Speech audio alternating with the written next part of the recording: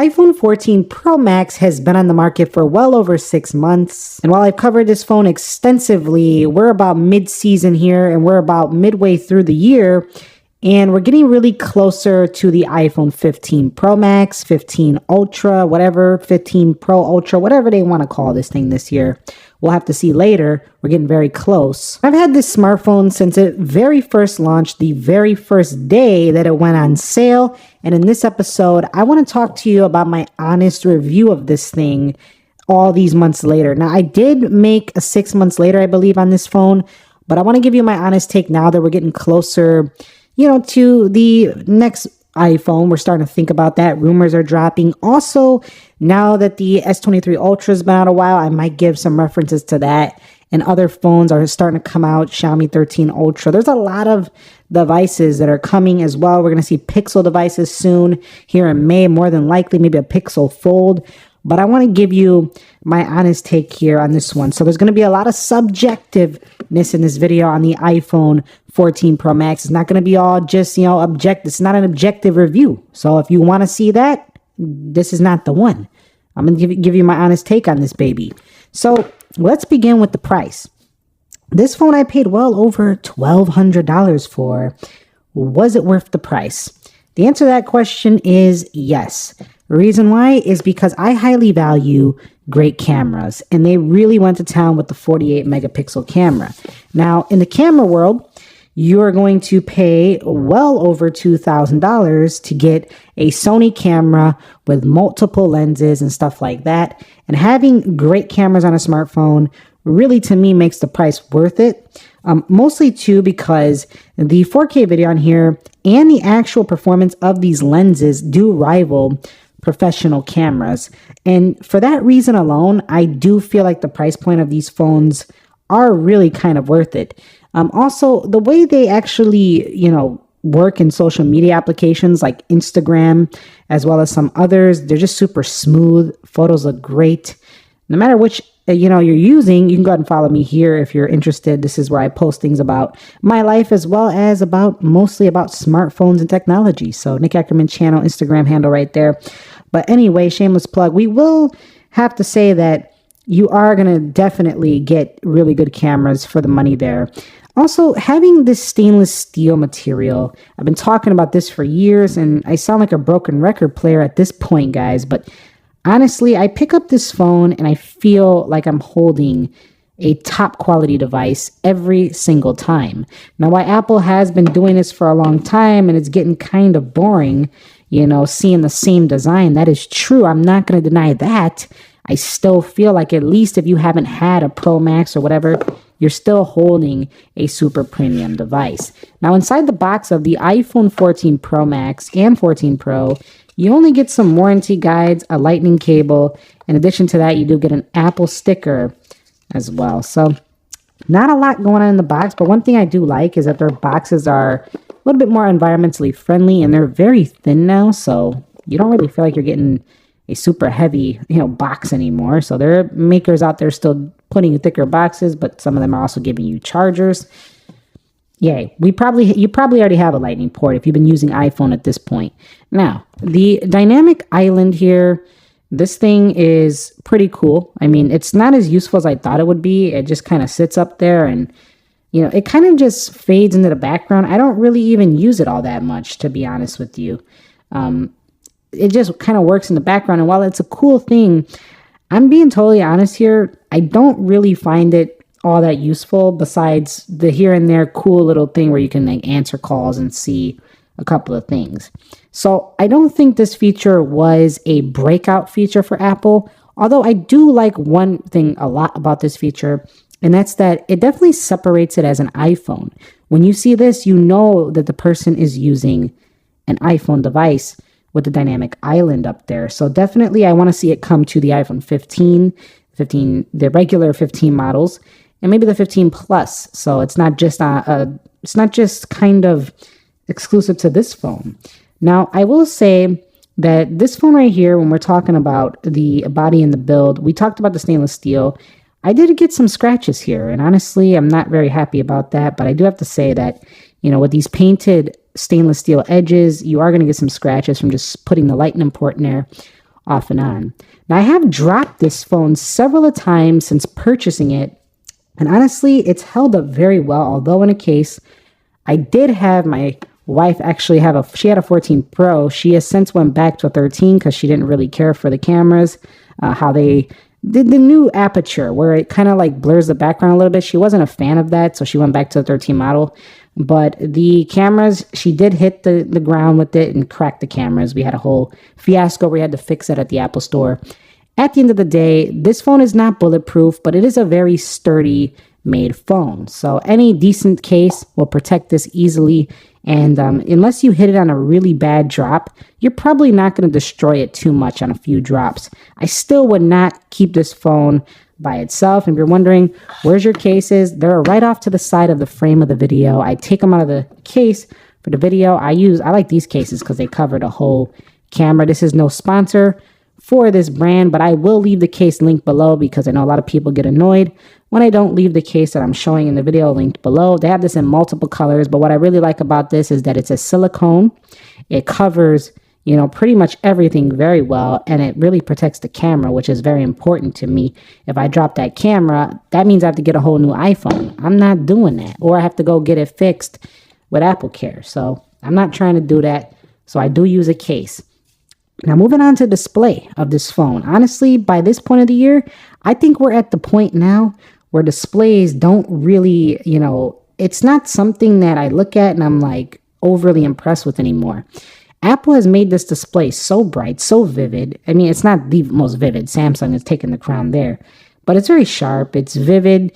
And again, it doesn't have the highest PPI or the most saturation, but it's very well tuned. It gets incredibly bright outdoors. It's so bright, in fact, that I never really have it all the way up. And it has dark mode, obviously, just very crispy. And overall, displays on most smartphones are amazing. If I compare this to a OnePlus 11, S23 Ultra, Xiaomi 13 Pro, whatever it's going to be, it's all going to look good here. So yeah, that's my PS gamer tag. I don't really play too much, but if you want to check it out, that's my PS gamer tag.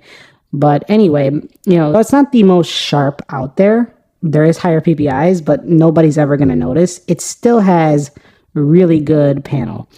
I don't like how Dynamic Island gets in the way, though. I don't care that it's been 6 months later. I literally still can notice that it gets in the way. And there is an iPhone 12 with a notch. That also gets in the way. But with Dynamic Island, it's so obvious because there's also some screen around the Dynamic Island. So I'm just drawn to look at it. Like my eyes are just like beamed on it a lot of the time. So I definitely do not prefer this phone for media consumption, when I pinch into the full screen. I'm watching a video. I don't really like to pinch full screen on this phone because I just can't stop looking at my vitamin pill up there. That's why I like to call it, because it looks like a Tylenol or something. But definitely, I'm not really feeling that.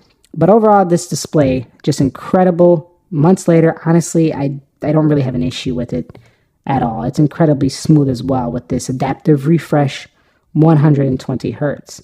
Now, performance with this phone, with the Apple A16 Bionic, you've seen it in multiple videos, went out in Geekbench, went out in a lot of areas. But one thing what it really retains that a lot of smartphones don't actually give you is the incredibly smooth consistency.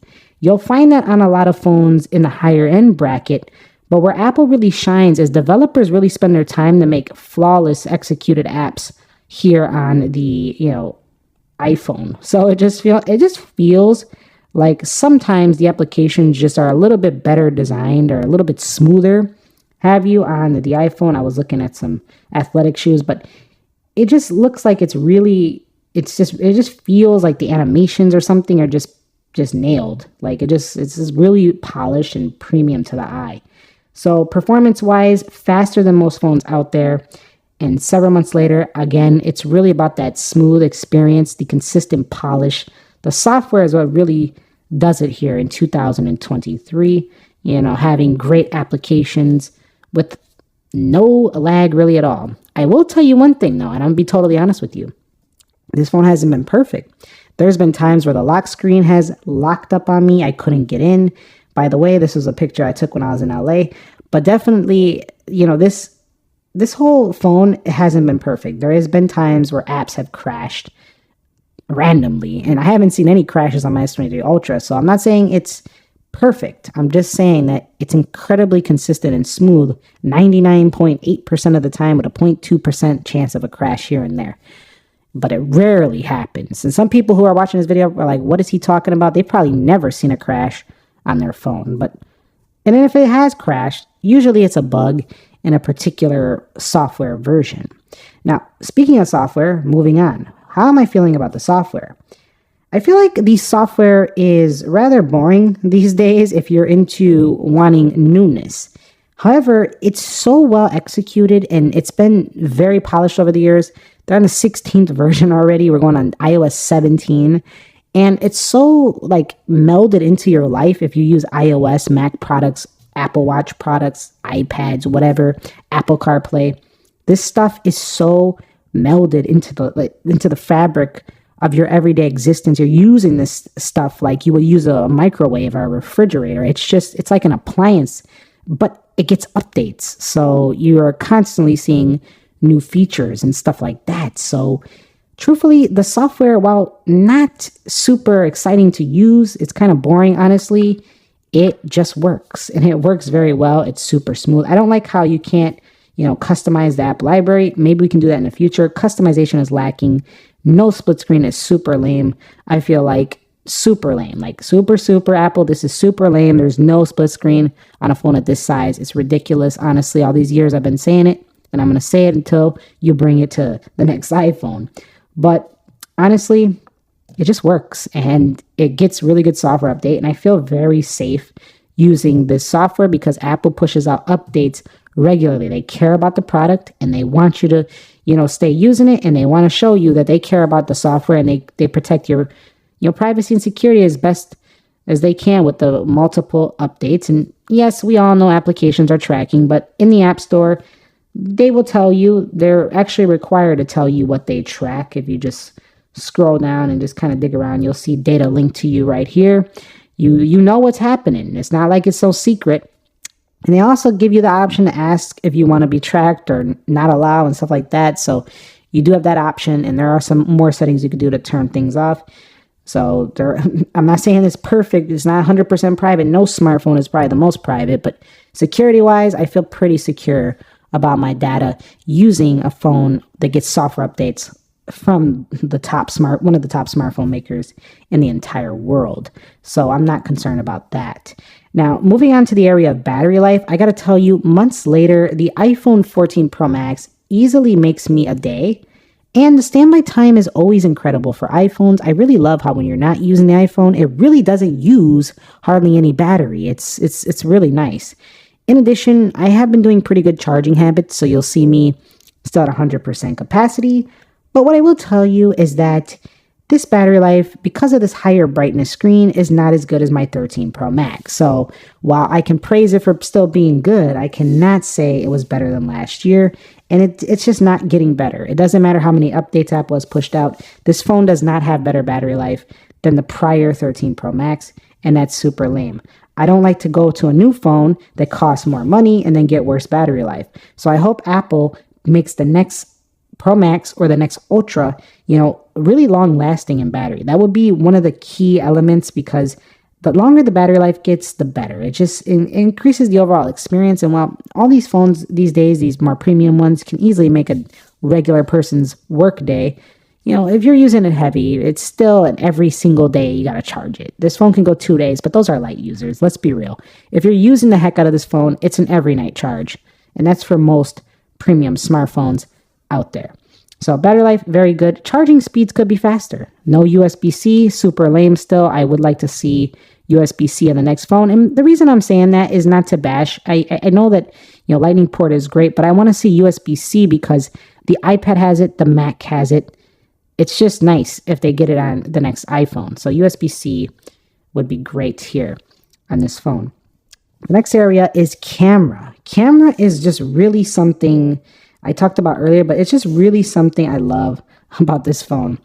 I don't want to go on and on. We've talked about this multiple times already, but it's the consistency of the front-facing camera, the differences in the varieties you have, the ultra-wide, the zoom. And while this phone doesn't zoom super far, one thing I noticed is that phones that zoom really far because of their smaller sensors, this doesn't really pay off too much.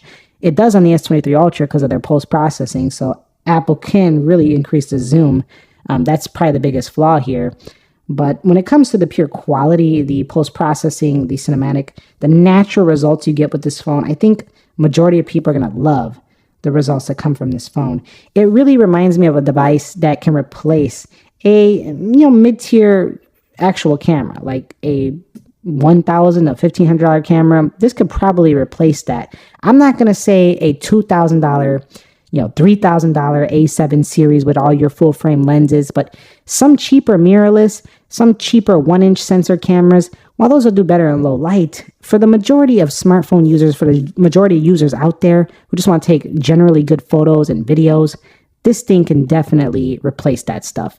Honestly, I've made videos on this channel, didn't even tell you I was recording with this, and you guys didn't even notice. You were like, the quality, you didn't even say anything about the quality. You didn't even notice I changed.